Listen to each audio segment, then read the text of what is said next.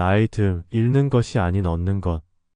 그 나이 든다는 건 무언가를 잃는 일일까?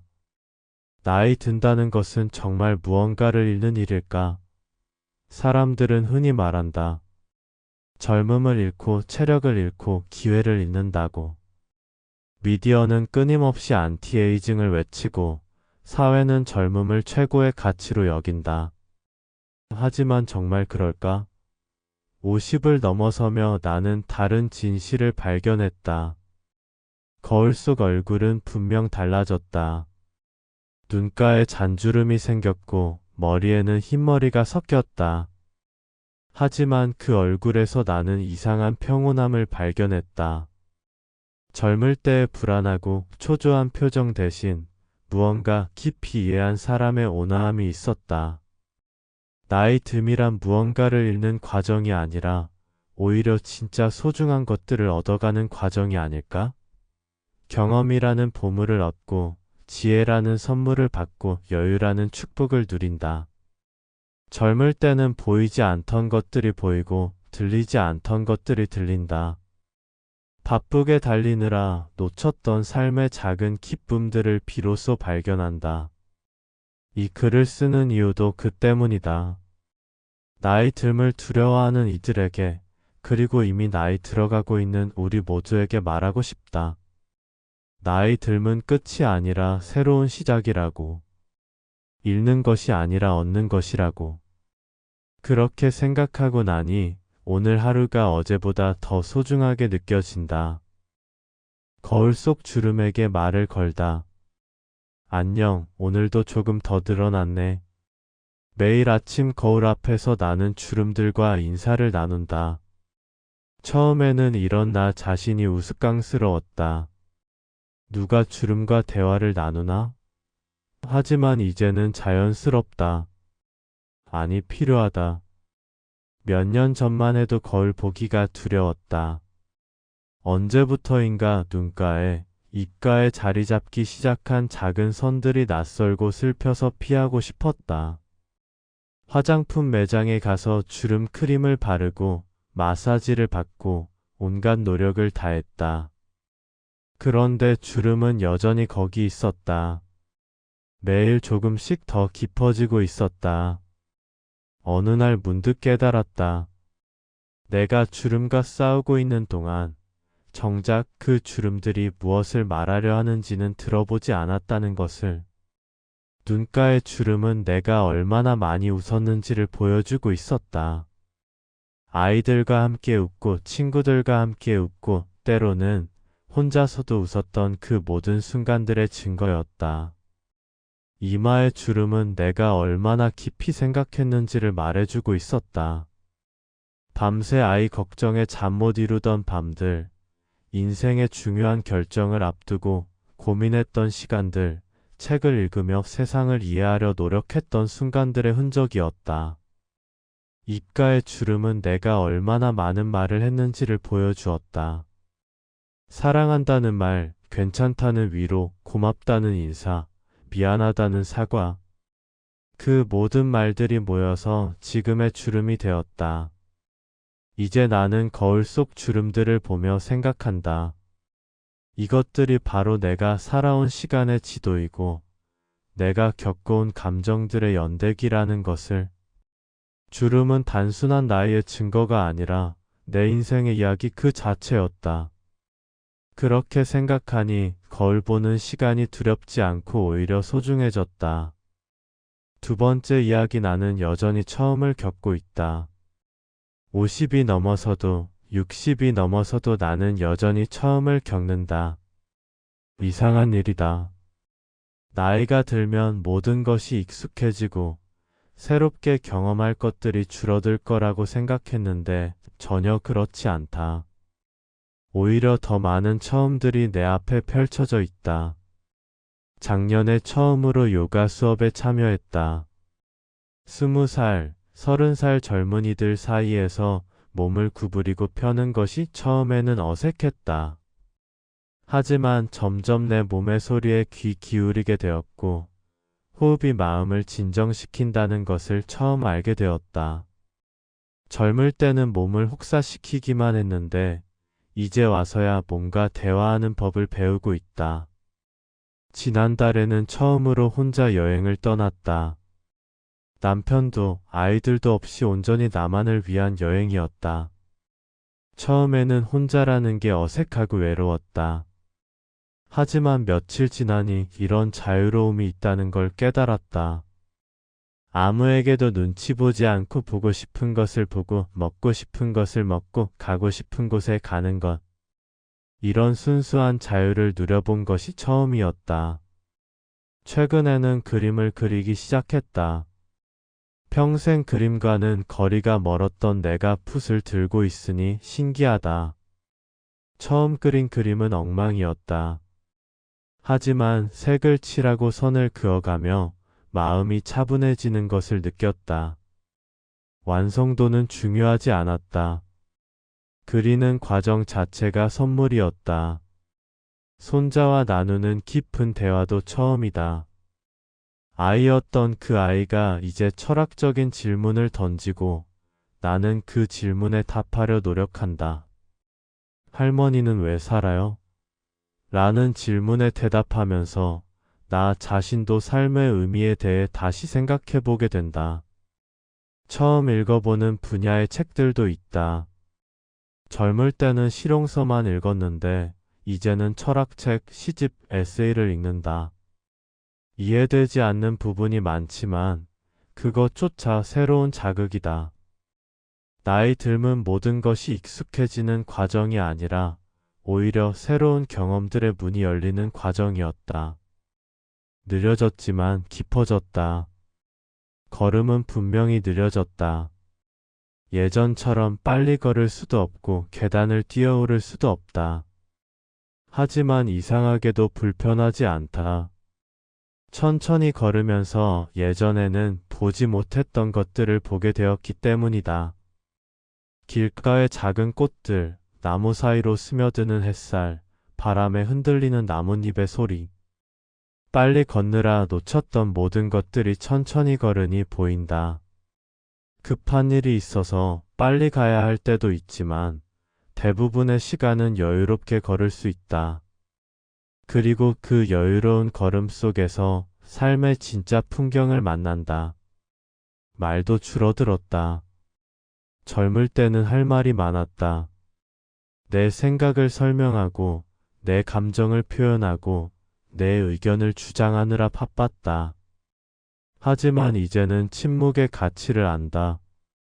말하지 않아도 되는 순간들, 그냥 듣기만 해도 되는 시간들이 있다는 것을 깨달았다. 그래서 지금 하는 말들은 예전보다 훨씬 신중하고 깊다. 한마디 한마디를 고르고 또 고른다. 상대방에게 상처가 되지 않을지, 진심이 전해질지 생각한다. 많은 말보다는 정확한 한마디가 더 큰 힘을 가진다는 것을 배웠다. 감정도 마찬가지다. 젊을 때는 감정의 변화가 격했다.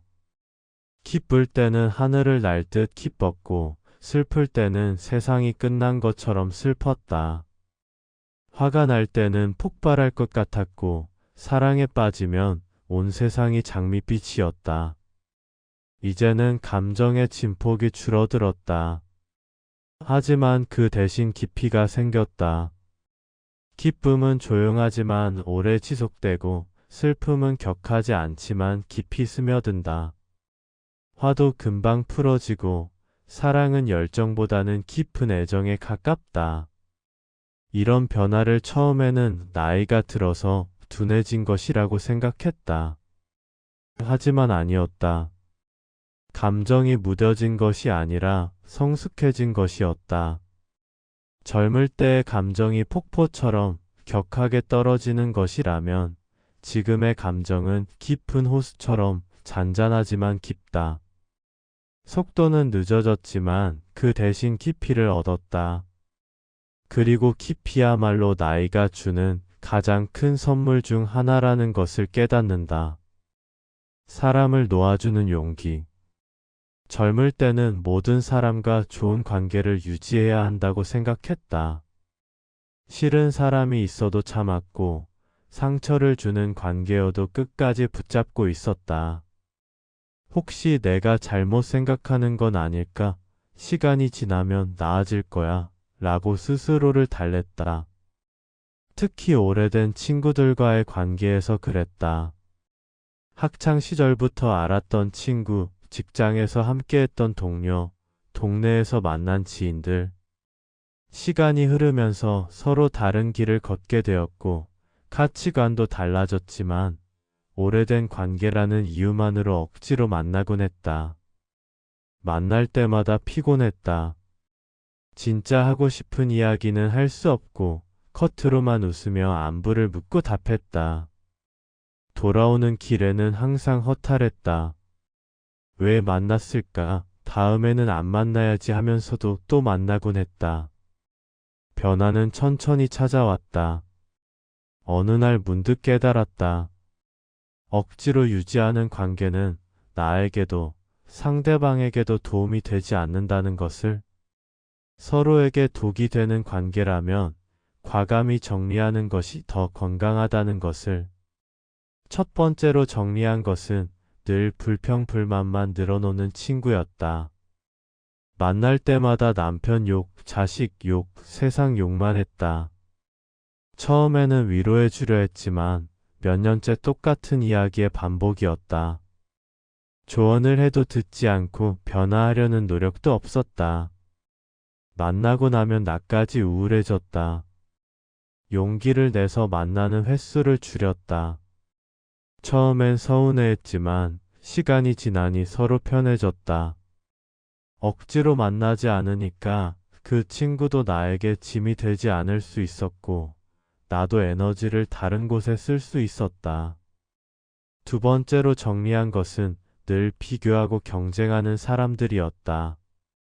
누구 집 아들이 더 잘 되었나, 누가 더 좋은 차를 타나, 누가 더 비싼 옷을 입니다. 이런 이야기만 하는 사람들과는 자연스럽게 거리를 두었다.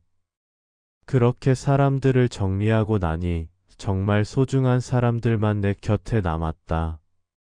함께 있으면 편안하고 진솔한 대화를 나눌 수 있고 서로를 있는 그대로 받아들여주는 사람들.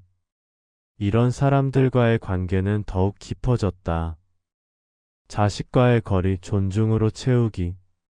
아이들이 어렸을 때는 모든 것을 내가 해결해 주어야 한다고 생각했다. 무엇을 먹을지, 무엇을 입을지, 어떤 학교에 갈지, 어떤 친구와 놀지까지. 모든 것이 내 관심사였고 내 걱정거리였다. 아이들을 품 안에 꼭 안고 있고 싶었다. 세상의 모든 위험으로부터 보호하고 실수하지 않도록 미리 길을 터주고 싶었다. 그것이 좋은 엄마의 역할이라고 믿었다. 하지만 아이들이 자라면서 깨달았다. 내가 모든 것을 해결해 주는 것이 꼭 도움이 되는 건 아니라는 것을. 오히려 아이들이 스스로 선택하고 경험할 기회를 빼앗는 일일 수도 있다는 것을. 첫 번째 변화는 조언을 참는 것이었다. 아이가 연애 문제로 고민을 털어놓을 때 예전이라면 그런 사람과는 헤어져야 해라고 바로 말했을 것이다. 하지만 이제는 일단 듣는다. 아이의 마음을 이해하려고 노력한다. 그리고 조심스럽게 질문한다. 내가 어떻게 생각하는데? 어떻게 하고 싶어? 두 번째 변화는 실수를 허용하는 것이었다. 아이가 직장을 그만둔다고 했을 때 예전이라면 펄쩍 뛰며 말렸을 것이다. 하지만 이제는 내가 깊이 생각해서 내린 결정이라면 응원할게라고 말한다. 물론 속으로는 걱정되지만 그 걱정을 아이에게 떠넘기지 않는다. 세 번째 변화는 나의 욕심을 내려놓는 것이었다. 내가 못 이룬 꿈을 아이를 통해 이루려 했던 마음, 아이가 성공해야 내가 좋은 엄마라고 인정받을 수 있다는 생각들을 버렸다. 아이의 인생은 아이의 것이고 내 인생은 내 것이라는 당연한 사실을 받아들였다. 이런 변화가 쉽지는 않았다. 가끔은 예전처럼 간섭하고 싶은 마음이 솟아오른다. 하지만 참는다.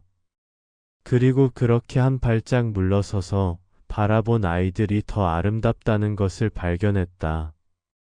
거리를 두고 보니 아이들 각자의 개성이 더 선명하게 보였다. 내가 미처 몰랐던 아이들의 장점들, 나와는 다른 아이들만의 생각들을 발견할 수 있었다.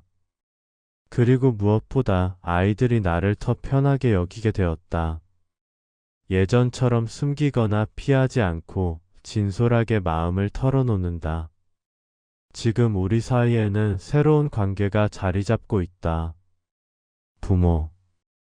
돈보다 귀한 여유와 시간. 젊을 때는 항상 돈이 부족했다. 아이들 교육비, 집대출, 생활비. 벌어도 모자랐다. 그래서 더 벌어야 한다고 생각했다. 더 좋은 직장, 더 높은 연봉, 더 많은 부업. 돈이 모든 문제를 해결해 줄 거라고 믿었다. 밤늦게까지 일했고 주말에도 일했다. 가족과 함께하는 시간, 취미를 즐기는 시간, 쉬는 시간은 사치라고 생각했다. 나중에 돈을 충분히 벌면 그때 여유를 즐기겠다고 다짐했다. 하지만 나이가 들면서 깨달았다. 정작 중요한 건 다른 곳에 있었다는 것을. 돈으로는 살 수 없는 것들이 훨씬 많고 그것들이 훨씬 소중하다는 것을. 아침 일찍 일어나서 마시는 첫 잔의 커피. 예전에는 급하게 마시고 뛰쳐나갔지만 이제는 천천히 맛을 음미한다. 원두의 향, 입안에 퍼지는 쌉쌀한 맛, 따뜻함이 몸 전체로 퍼지는 느낌. 이런 작은 기쁨이 하루를 시작하는 에너지가 된다. 가족과 나누는 소소한 대화도 그렇다. 저녁 식사를 하면서 오늘 있었던 일들을 이야기하고 웃고 때로는 진지한 대화를 나누는 시간. 예전에는 빨리 먹고 다른 일을 해야 한다고 생각했지만 이제는 이런 시간이 얼마나 소중한지 안다. 책 한 권을 천천히 읽는 오후의 여유도 돈으로는 살 수 없다. 소파에 편안히 앉아서 차 한 잔과 함께 책장을 넘기는 시간. 작가의 생각을 따라가고 새로운 세계를 만나고 내 생각을 정리하는 시간. 이런 시간들이 내 마음을 풍요롭게 해준다. 친구와 산책하며 나누는 대화, 손자와 함께 만드는 쿠키 화분에 물을 주며 느끼는 작은 성취감. 이 모든 것들은 돈으로 살 수 없다. 아니, 돈보다 훨씬 귀하다. 물론 경제적 여유가 줄어든 것은 사실이다. 예전처럼 비싼 옷을 사거나 고급 레스토랑에 가거나 해외여행을 자주 갈 수는 없다. 하지만 이상하게도 불행하지 않다. 오히려 더 만족스럽다. 왜일까? 아마도 삶의 기준이 바뀌었기 때문일 것이다. 남과 비교하기보다는 내가 진짜 원하는 것이 무엇인지 생각하게 되었다. 많이 갖는 것보다는 가진 것에 감사하는 마음을 갖게 되었다. 나이 들면 돈보다 소중한 것들을 발견하게 해주었다. 그리고 그런 것들로도 충분히 행복할 수 있다는 것을 가르쳐 주었다. 몸이 말해주는 삶의 메시지. 몸이 변했다. 이는 부정할 수 없는 사실이다. 예전처럼 무리할 수 없고 회복도 느리고 여기저기 아픈 곳도 생겼다. 처음에는 이런 변화가 싫었다. 젊을 때의 몸이 그리웠고 왜 이렇게 빨리 늙어가는지 원망스러웠다. 무릎이 아프기 시작했을 때 나는 화가 났다. 왜 하필 내 무릎이 아프냐고. 다른 사람들은 멀쩡한데 나만 왜 이러냐고 투덜댔다. 병원에 가서 약을 받아먹고 물리치료도 받았지만 완전히 나아지지는 않았다. 그런데 어느 날 문득 깨달았다. 무릎이 나에게 메시지를 보내고 있다는 것을. 좀 쉬어, 천천히 해, 무리하지 말라고 말하고 있었다. 젊을 때는 몸의 신호를 무시하고 달렸지만 이제는 몸의 목소리에 귀 기울이게 되었다. 무릎이 아플 때는 정말로 쉰다.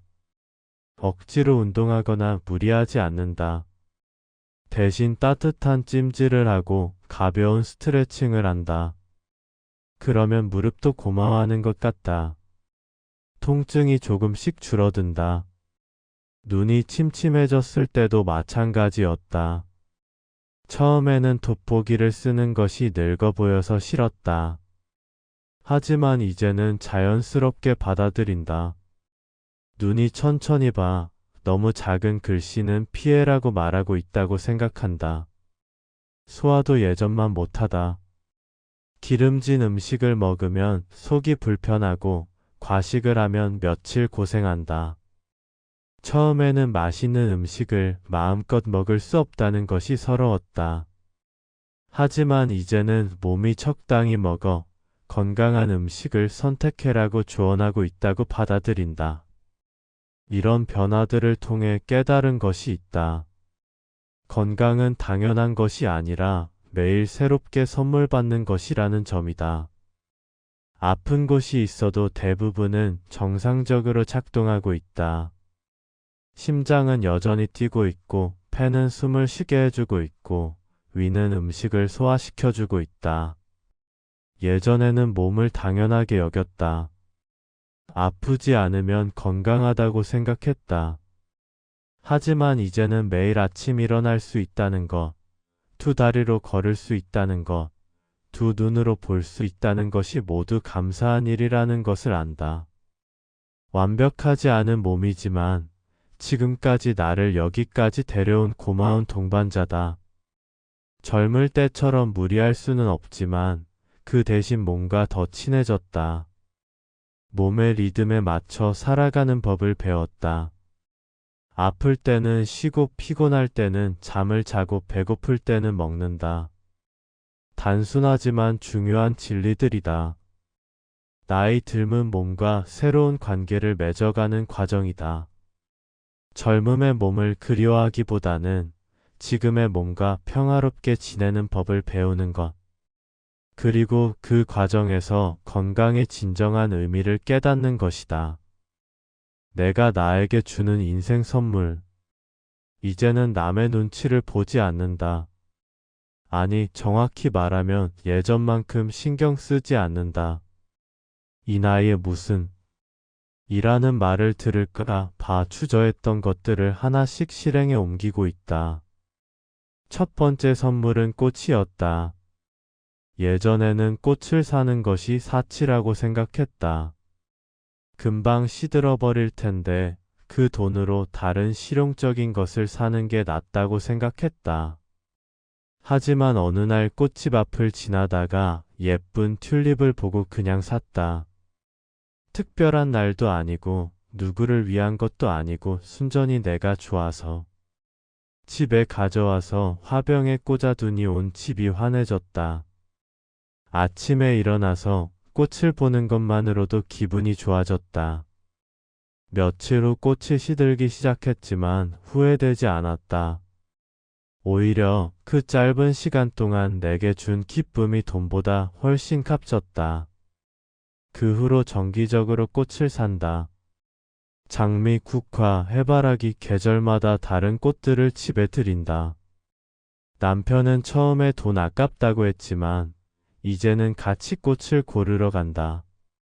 꽃이 있는 집의 분위기를 좋아하게 되었다. 두 번째 선물은 맛있는 빵이었다. 동네에 유명한 베이커리가 있는데 가격이 비싸서 늘 지나치기만 했다. 그런데 어느 날 내가 언제 이런 빵을 먹어보겠나 싶어서 용기를 내서 들어갔다. 크루아상 하나에 5,000원이었지만 과감하게 샀다.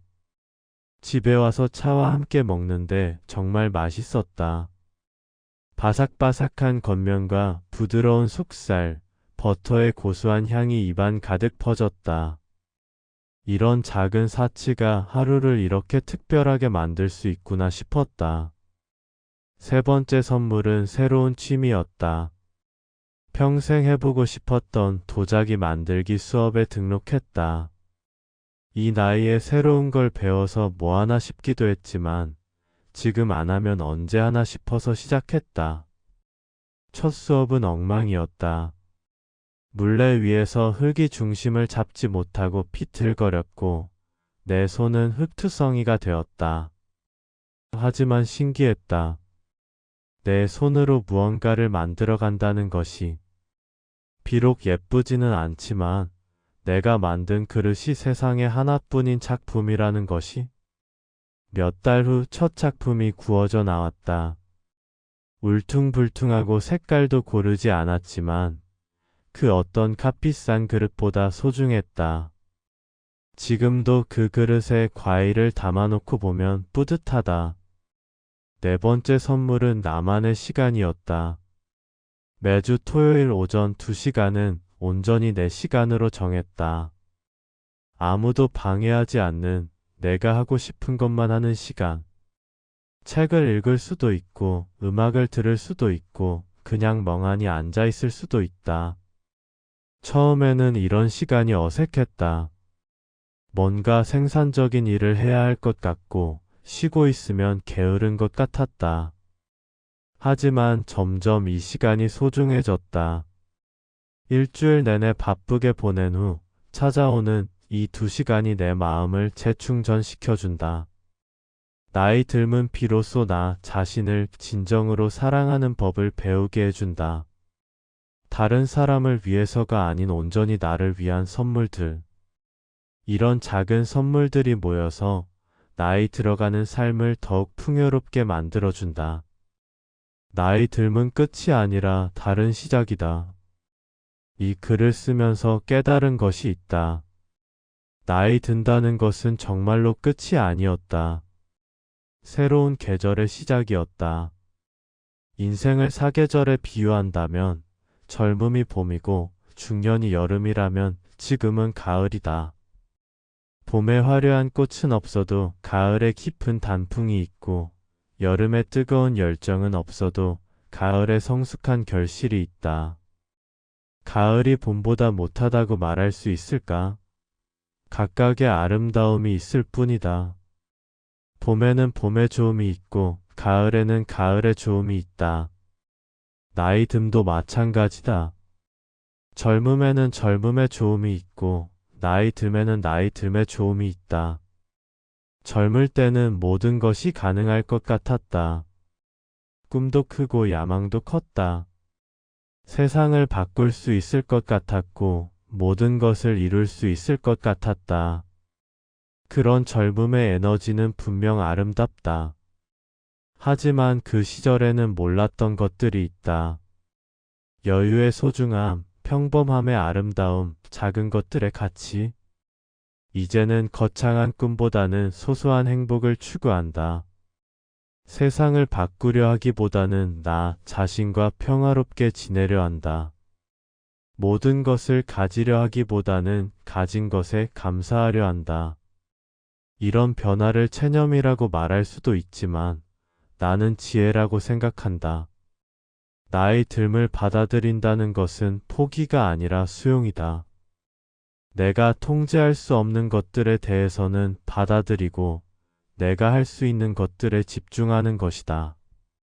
과거에 얽매이지 않고 미래를 과도하게 걱정하지 않고 지금 이 순간을 소중히 여기는 것이다.